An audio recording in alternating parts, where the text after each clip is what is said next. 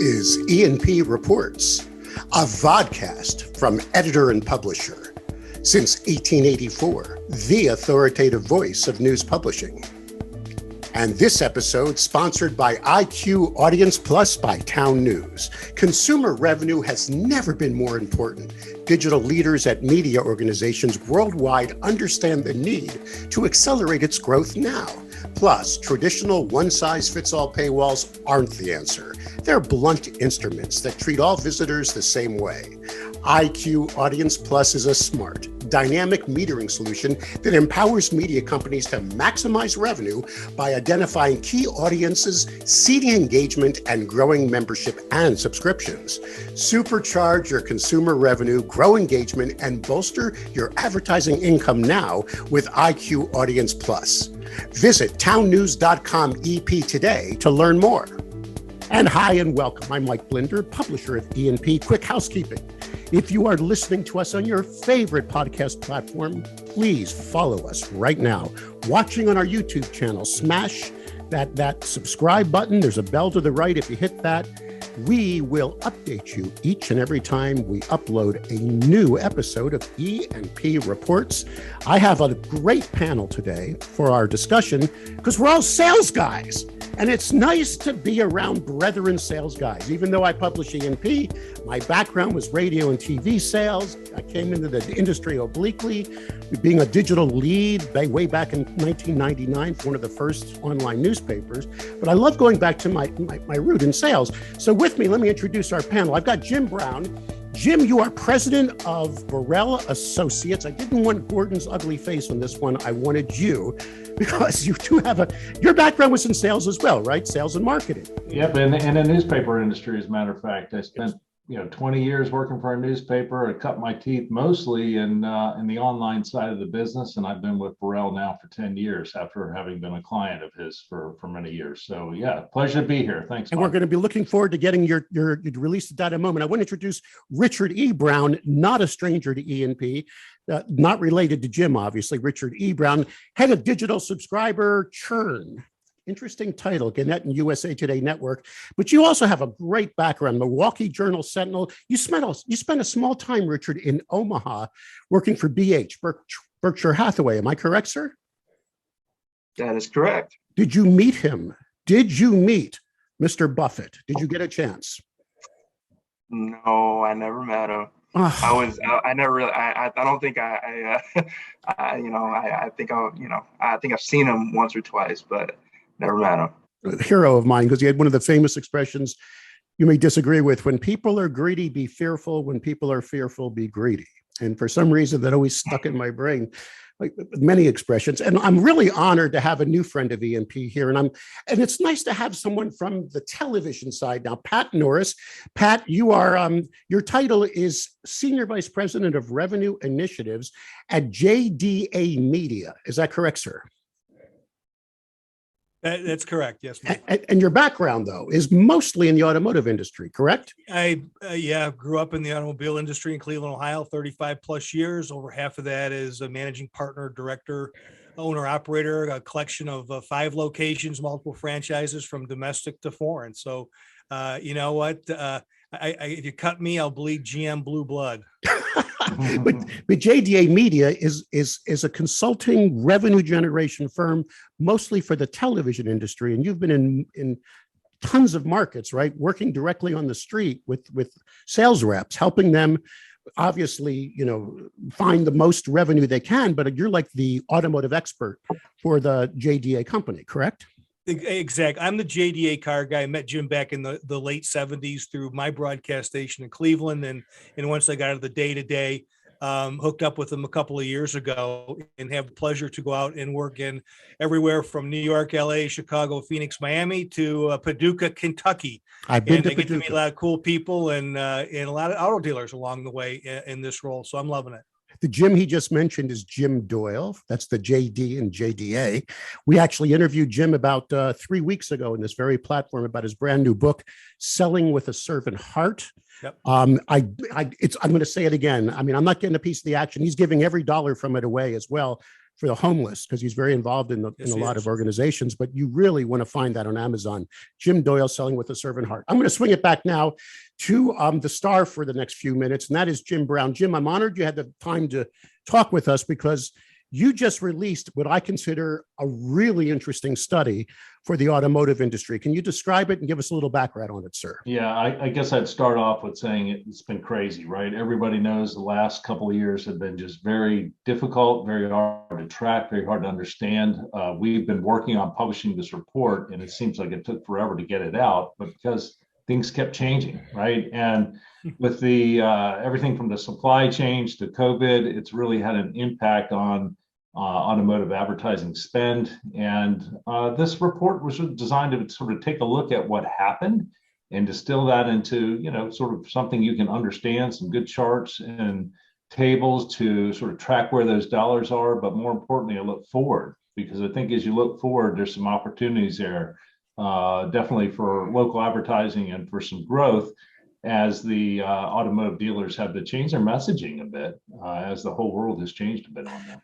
Before we get into it, I should mention this report is generated by a company called Borrell Associates. If you don't know who they are, you're kind of living under a rock. I'm just kidding, because all of us in the media industry have been following Gordon Borrell and Borrell Associates for now almost 20 years. It is a company that does very important research, but let me see if I can get this right, Jim. It's not, I just like to say it this way. It's not audience, it's advertising. And if to boil it down, I think what you do is every month you talk to thousands of businesses all over North America and ask them two questions. What did you buy? And what did you plan to buy? What do you plan to buy in media? But you break it down to the types of media. Then you pull so much data out of that you can make pretty damn good predictions on where, what's that expression Gordon likes to say, skate to where the puck is going, the great Wayne Gretzky. So do I have that kind of right? You do. The surveys that we do is just one small piece. There are a lot of inputs that go into our model. We also have our finger on the pulse of what media companies are doing. We're working with hundreds of them across the country. So we're able to get a pretty good sense of not only where the dollars are, but as you say, where they're going over time. And so this report endeavored to track that and show where we think that money is on the move. And as I said, I think a lot of that has to do with supply chain interruptions, severe cutbacks in the amount of available inventory. What you see, those of you who are watching this on video, we've actually tracked the amount of money that dealers spend per vehicle, and it's no, this is the automotive inventory. Right. Okay. Well, the inventory is certainly way down. Let's talk about that. Let's break this down. The first thing that comes out of this report is a big duh. I think everybody out there now that wants to buy a car knows you can't find one. It's like they're used and new inventory as at an all-time low. Blame it on a bunch of ships offshore of California, blame it on the fact that we can't get the chips coming in from wherever. But do I have that right, Jim? Basically, I'm showing a chart, and this is all going to be up on the page for those of you that are listening, that shows that there's just not a lot of cars right now, correct? And that's influencing a lot of what's going on. It really is. But look, let's be clear. It's not that they don't have inventory. They do have some. They are able to meet, some supply needs. And how have they done that? They've increased prices, of course. We've all seen that and felt it. But yeah, the supply they have on their lots is severely diminished, and that'll probably continue for a little bit longer. But hopefully the end of that will be in sight in the next few months. Maybe by summer we'll see that start. Here's the next chart, which talks about how much this should be a no-brainer. If you have less cars, they're now spending less per new vehicle. New, not used, correct? New vehicle, that's right. So, why spend a lot of money advertising when there's more demand than there is supply? So I think that's one of the things that's impacted, down by $99 per car. They're spending less to advertise those new vehicles. Now, I think, and I want to bring in for just a second Pat into this, because Pat, you do the same thing that I did for decades, which is four-legged sales. Whatever you want to call them, training calls. You go out on the street with media reps and assist them in the sales process. I've been in front of tons of dealers, and I've been hearing this forever, or not forever, for at least the last 5 or 6 or 8. And I've actually hosted dealer meetings.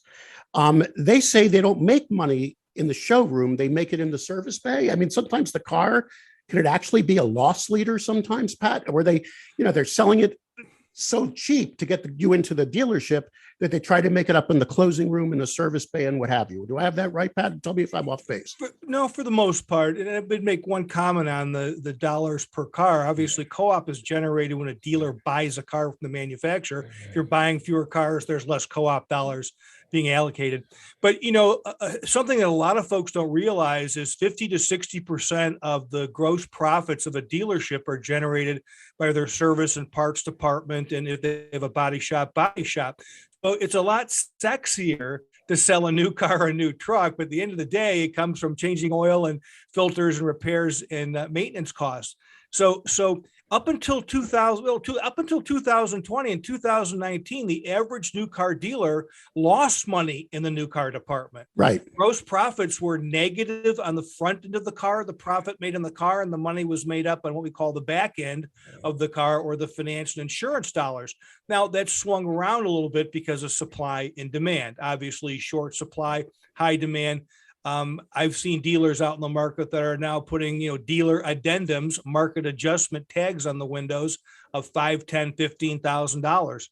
Actually saw a Mercedes dealer. I walked into a showroom in South Florida that actually doubled the price of the Mercedes on the addendum. Insanity. But someone's going to apply and demand.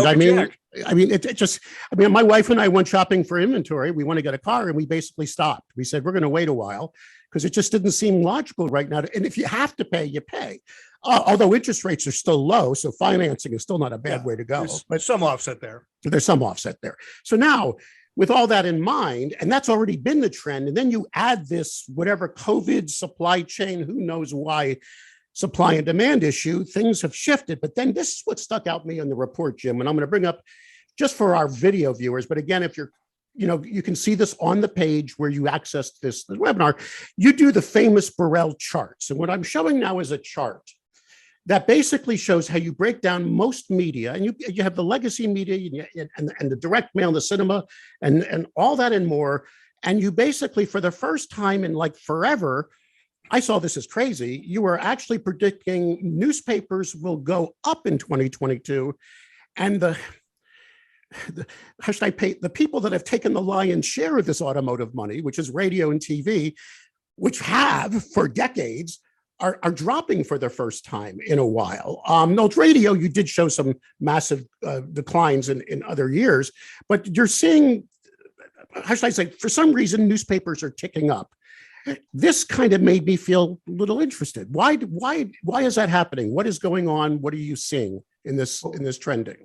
Sure. So to just make sure everyone's real clear on that, what we experienced and what we saw is in 2021, a bit of an increase overall in traditional media in general.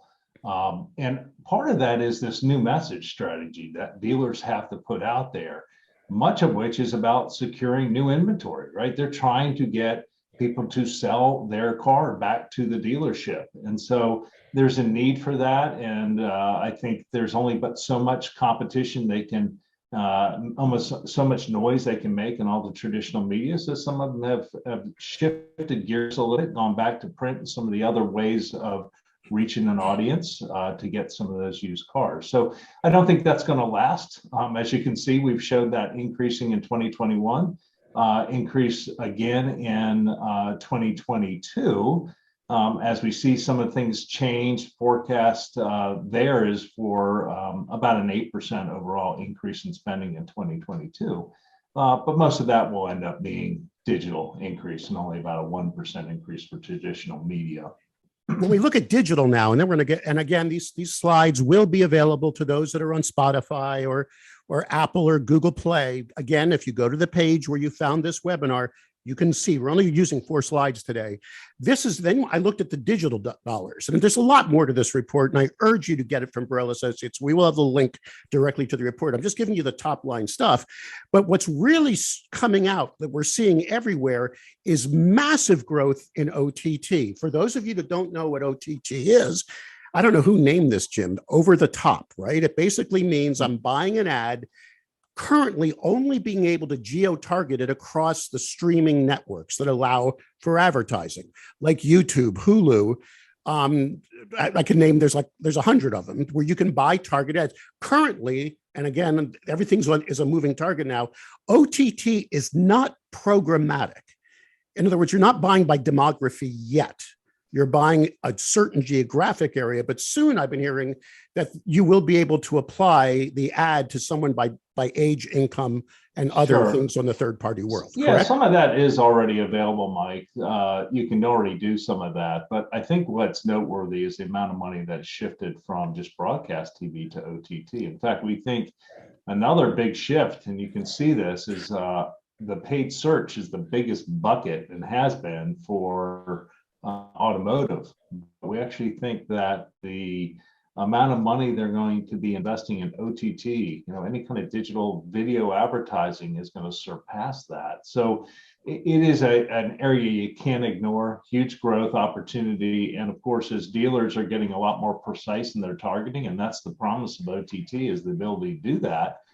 We think that's going to be a killer opportunity for them. They're going to spend more and more. Now, I'll also say this, they're not buying it just from broadcast TV reps or even pure play companies or agencies. Some of that's being sold by their radio rep. So there's an opportunity there for anybody serving the automotive community, particularly local dealers, to even provide OTT to them.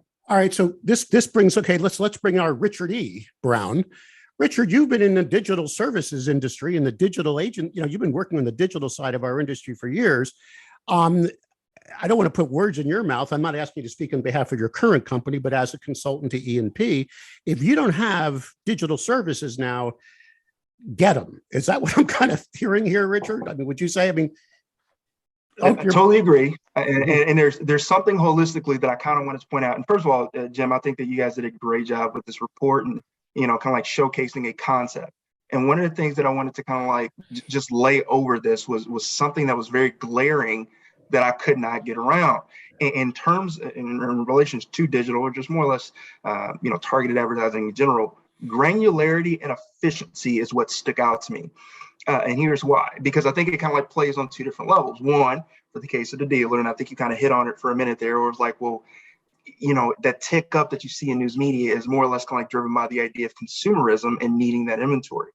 And then on the, the consumer side, the idea of saying, okay, well, I'm going to find a more efficient way or more clever way to the point that Pat was making earlier, as to trying to shop for a vehicle during this time frame in history, for whatever it may be, when inventory is low. I'm going to do a lot more due diligence in actually being able to find a vehicle and research and all those things. So in essence, it's kind of like this: I'm shopping where I'm putting my dollars where the eyeballs are going, and into the platforms that we all know. And I think it's kind of like laid out in reference to social media and like target display and all those things. And yes, OTT as well.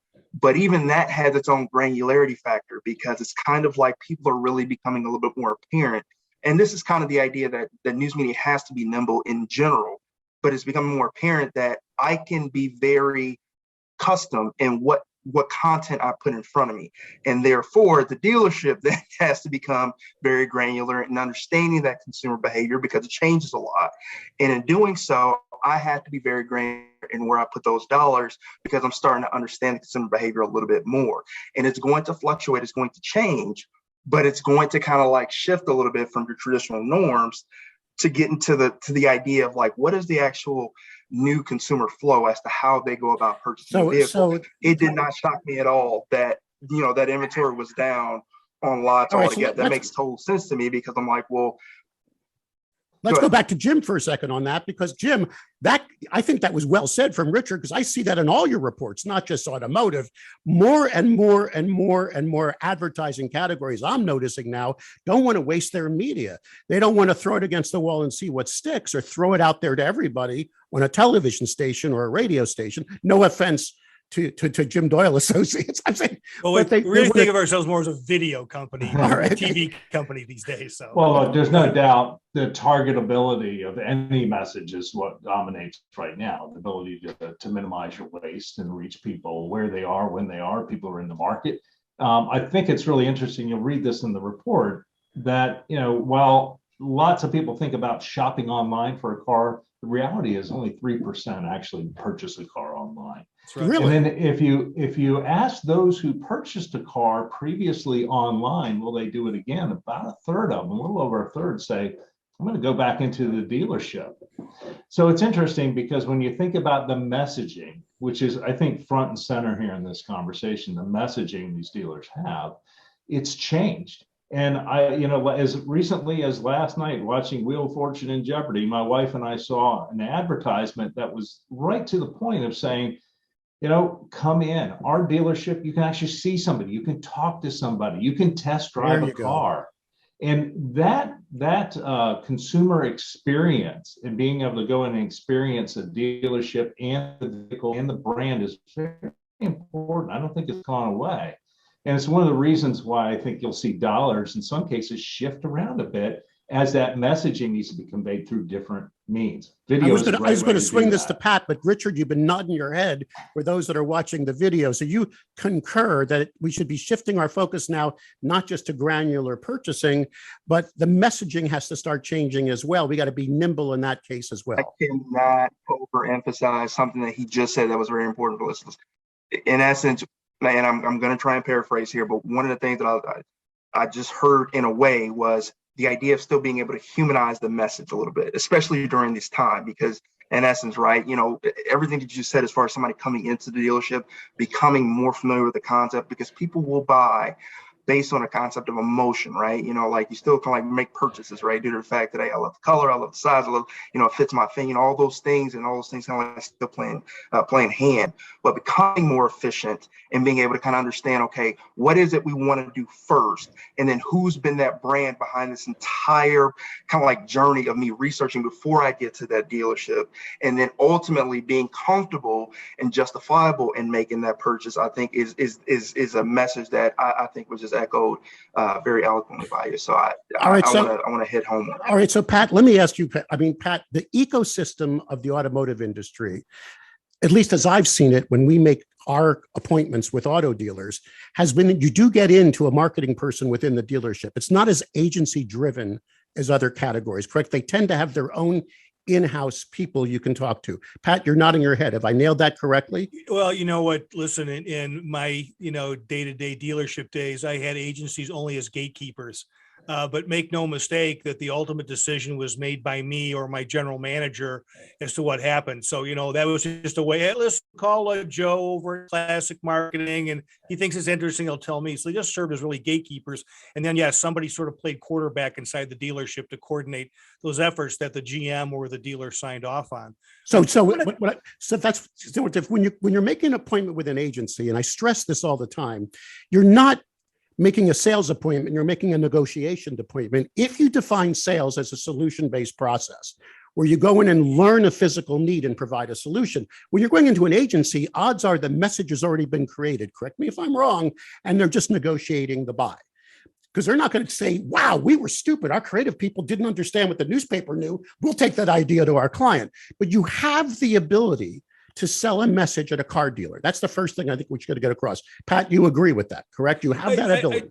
I totally agree with that. And I would go back to Jim's statement, or I should say your statistics that show, let's call it traditional dealership, digital, the third-party lead source and social platforms diminishing, because what's happened over the years, those were a great way to measure interaction, but you left the whole shopping experience in the consumer's hands. When they bought, where they bought, why they bought.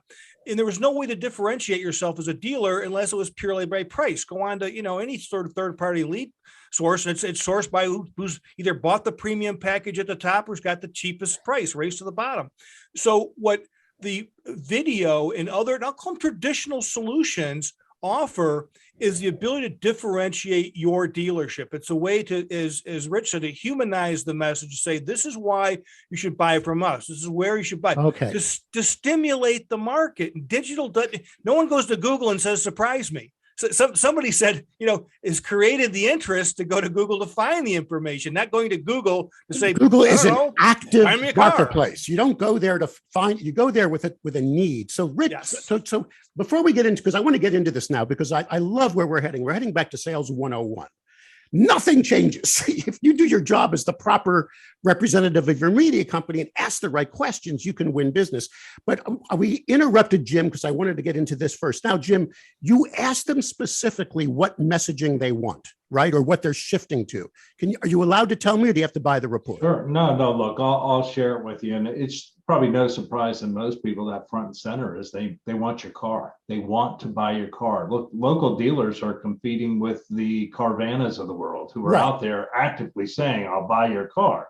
So what's a message for a local dealer? It might be, hey, bring us whatever offer you got. We'll give you $100 more. I mean, there could be any message like that so they can secure that. And oh, by the way, when you come in, we can help service your car. Maybe you don't even need to sell it. Maybe you just want to go ahead and get it fixed. We can take a look at it. We can, assess that for you. So service takes a real front seat here. Another thing is financing. Think about buying a car online. It's very transactional. As Pat said, it's very, price oriented. But service isn't that at all. It's the opposite of it, right? So being able to talk to somebody, have a consultation with somebody about your car, what needs to be done, what maybe you want to do, what maybe you have to do on your car, getting a quote for a price to buy your car from you, all those things can be done. Insurance is another message. So I think, for anybody who's out there talking to that advertiser, you need to key in on where their head is right now. And their head is that message, and that message changed from just, I got to put a bunch of inventory out in front of you and try to sell you on. So that's it. I mean, so we're back to Richard for a second. Richard, the last thing you want to do is lead with your inventory. I mean, you don't want to walk into a dealer and say, I know you're buying OTT from radio station X. We're selling it cheaper to these 4 other guys. You don't know what deal they've got bundled. You don't get into that. You want to go in and say, I understand that right now must be a challenging time for you. What do you need to do? I mean, do I have that right, Richard? You're our sales god right now at ENP. I mean, absolutely. I mean, you guys absolutely. You guys talked about Google a little bit and kind of like how you put people in the market to get to Google to make, because they already have an intent when they get to Google.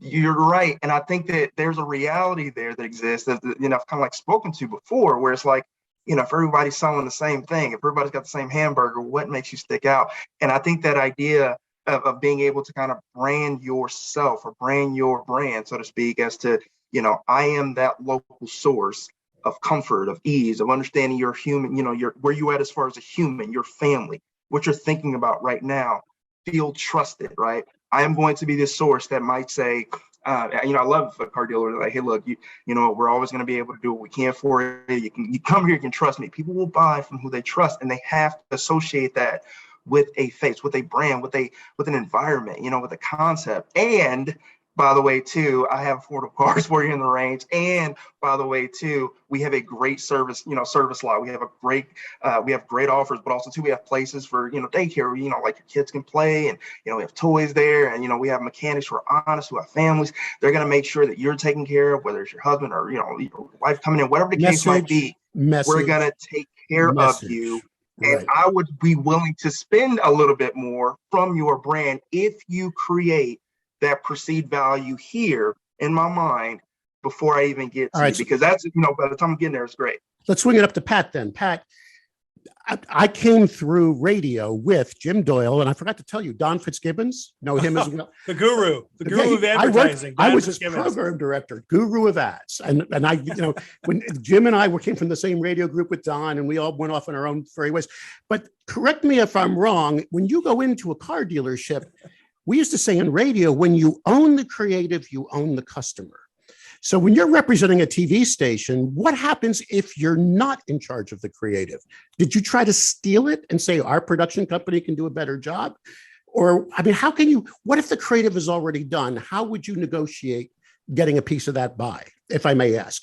If the creative's done, then I would look at a way to try to come back with maybe a more focused schedule that goes deeper in whatever those platforms might be. As you know, JDA believes in focus and concentration. as a way to economic success. We believe in going deep versus wide all over the place to dilute the message. So I might come back with maybe a more strategic idea as to how to buy the media that's being bought, is certainly whatever I'd be representing. But really, at the end of the day, Mike, it's about the idea. It's about the creative. And if there are ad agencies coming back with the blah, blah, blah, here's my grandkids, there's my dog, look how big my American flag is flapping behind me. But yeah, I mean, we've all seen them, right? We've all seen it. You know, that versus we'll come and pick up your car for service and return it at no charge. You know, we offer a 45 safety and pre-vacation, pre-summer, pre-back to school, diagnostic service check on your car at no charge. We'll come in and we'll make sure your baby seat's anchored properly. You know, hitting some of those more visceral gut level emotions. And those are the things that we find will make a dealer turn their head and go, So are you a believer, Pat, in spec selling? If for those who don't know where I'm going, speculative advertising simply means you create a concept before they buy it. You go in with a storyboard if it's TV. If it's radio, you went in with a cassette tape. And if it's a digital display ad, you sometimes create the ad in advance. Would that get them possibly their juices charged to maybe get control of the message? Yeah, let me make a side note. One of our partners we just love is Univision, which is of course the Spanish language monster across the country, and they have radio platforms in addition to streaming and of course linear TV. So we do radio. I'm a big believer in bringing in script ideas, storyboarding something out. Again, whether it's radio or whether it's TV, we also like to bring in already proven successful creative to share with them. So here's a dealer in market XYZ, you're in market ABC, but you know what? This is what their message was, and here's the results they got. The idea when you share ideas and creative thoughts and scripts is you're mitigating risk. There's somebody's gone before you and has done this and has proven successful. So, we lean heavily on being the creative people in the process. Well, I always say when you spec an advertiser, in my book, which had quarter of the sales of Jim Doyle's, obviously, or many books, I talk about it in a sense I call it hypnotic closing. If I can get you discussing the creative, I'm already over the hump where the object, you've already taken ownership of the buy. You wouldn't be correcting an ad or discussing a concept unless you've taken emotional ownership. And to me, that also makes the sales process easier. Again, Richard, you're nodding your head. So you and your sales philosophy is all in. We have to shift how we address this opportunity by becoming solution-based sellers. Do I have that right, Richard? Absolutely, because ultimately, and this gets back to my granularity and efficiency point, right? Because everything that we just mentioned, we just talked about. Now you have to kind of figure out a way to put that in front of the fish, right? You got to fish where the fish are at. Now you have to figure out a way to kind of okay, what is the most impactful way? What is the most impactful, most efficient way that I can put this in front of people that harmonizes, that's rhythmic, that kind of inevitably will build that perception, right? Because in a lot of cases, I have to create that perception to be true about, what is true about me. It can't just live here and I'm like, oh, this is what I think about myself. I have to create that about my brand. And then I have to deliver upon that result when somebody comes in and says, I believe this about your brand. So even in this is why, I think the idea of OTT is interesting because it'll shift at some point again. And it's, the rhythm is still what matters, right? Sales is still sales. Okay. So Jim, what other takeaways are we missing now? And even if it's not from this individual report, because you're constantly assessing businesses, and sometimes your reports scare the living heck out of me because you'll see someone say those ad reps don't know anything. I can't even stand the people that come. What else can you tell this industry right now, the media industry, how we could become more ingratiated with this advertising category or anyone? Sure. Here's what I'd say, and this is first and foremost. Here's what hasn't changed. Every one of those dealers you're calling on, any of the businesses you're calling, regardless of what industry they're in, are all competing with one another, right? Your job is to help them win. And so to have a conversation about moving inventory or making the phone ring, all that's well and good. But if you don't do that within the context of helping them beat their competitors, then it's all for naught, right? So I think if you really want to ingratiate yourself to your customers, you key in on that. You bring them information that's going to help them be more competitive. Look, for many companies that you work with, if they're not the very biggest, if they're not the number 1, 2, 3 player in the marketplace, they're never going to outspend their competitors. And you're not going to ever get them to do that, but you can get them to outmarket them.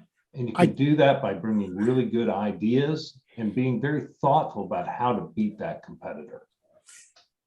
I think you summed it all up in the sense that the sales process, I always say, has to do with fear of loss, or they wouldn't call it a solution-based sales process. Maybe I'm getting too granular here as I define it, but I mean, I remember one of my best closes ever years ago. I was going into a credit union, and the woman was waiting for us at the appointment with her arms folded, looked like she was about to, I don't even know why I made this appointment. We only use word of mouth. Hey, you ever heard that one, Pat? We only use word of mouth. We already have too much.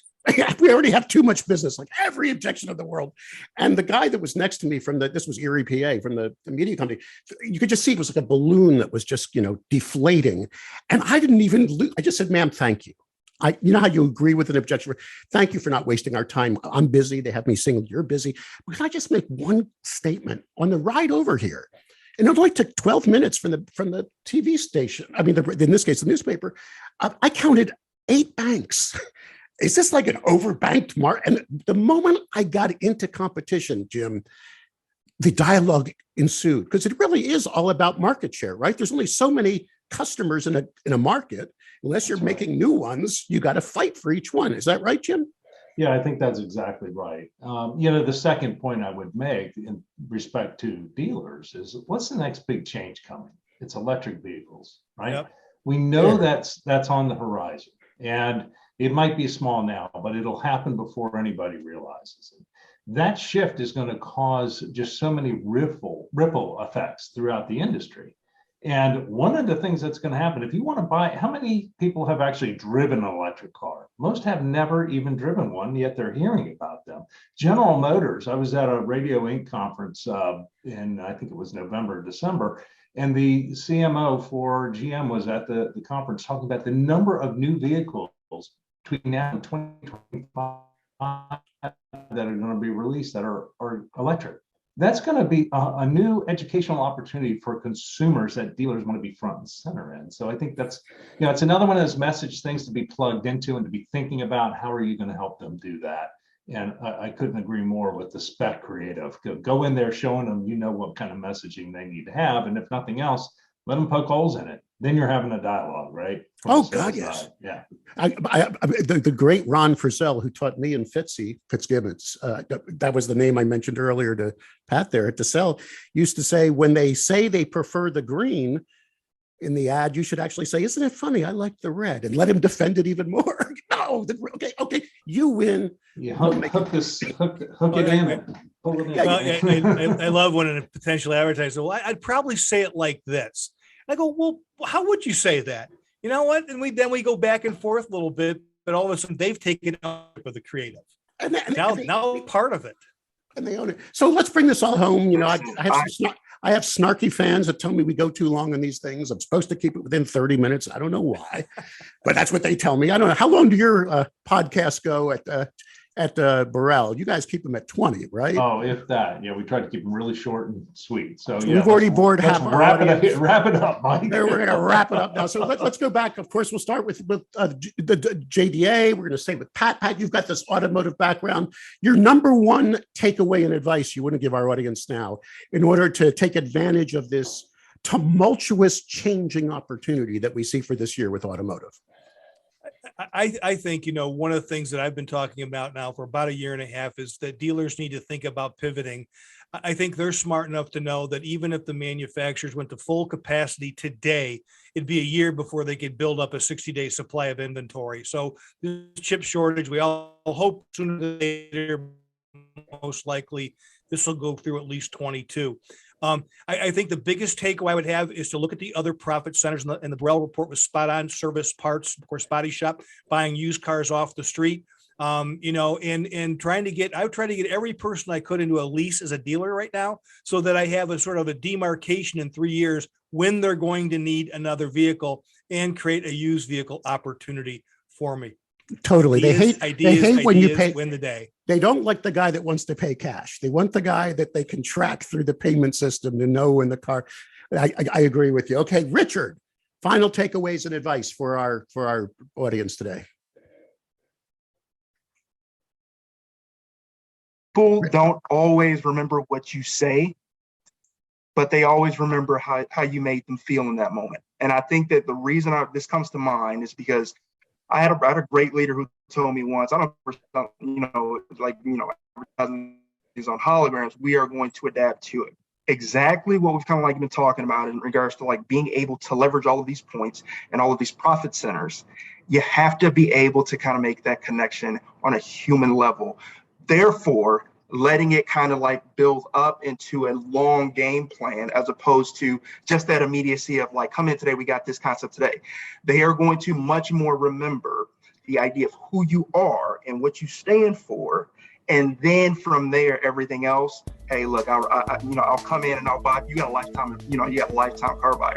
And they leverage that, it's an idea there. But I think that this is great. I think reporting is awesome. I think you guys should check it out. But no, that's what comes to mind is, remember that. Jim, bring it home. Tell us what your major advice would be. More importantly, if someone wants to get this report, where do they find it? Well, they can download it from our website at BorrellAssociates.com. By the way, I have for our conference, we've got a conference coming up in March. We've got sold more than we've ever sold at this point, so it's going to be a great event. But here's what I'd say, Mike, do your homework. Anybody who's out talking to a dealer, take the time to do your homework. This report is a great one to start with. It's not the only thing by any means, but do your homework. And again, focus the conversation around their competition. Nothing is going to ingratiate you more than being able to speak intelligently about how to help them be more competitive. Excellent. Thank you, all of you, for your valuable time. Once again, BorrellAssociates.com. Pat, I love it.